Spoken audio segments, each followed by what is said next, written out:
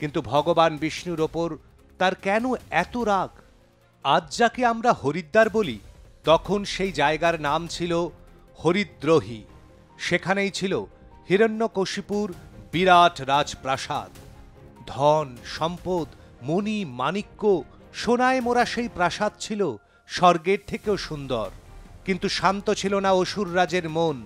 তার চোখে সবসময় জ্বলত প্রতিশোধের আগুন। বরাহ অবতার রূপে ভগবান বিষ্ণু হিরণ্যকশিপুর ভাই হিরণাক্ষকে বধ করেছিলেন। তাই ভগবান বিষ্ণুকে পরাজিত করতে হিরণ্যকশিপু ব্রহ্মার কঠোর তপস্যা করে। সৃষ্টিকর্তা ব্রহ্মা হিরণ্যকশিপুর তপস্যায় তুষ্ট হয়ে তাকে বর দিতে চান।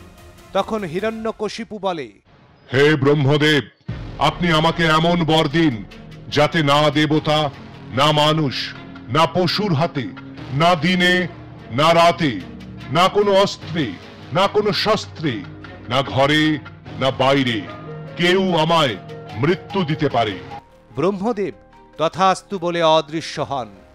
অমরত্ব বর পেয়ে সে স্বর্গ, মর্ত, পাতাল তিন জায়গাতেই ভগবান বিষ্ণুর আরাধনা বন্ধ করার আদেশ দেয়। বালক প্রহ্লাদ সেই কথা জেনেও ভগবান বিষ্ণুকেই পূজা করত।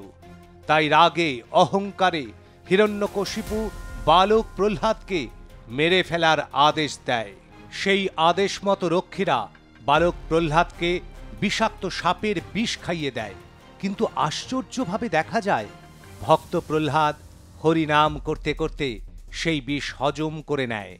আরও রেগে যায় হিরণ্যকশিপু, আরও কঠোর মৃত্যুর আদেশ দেয়।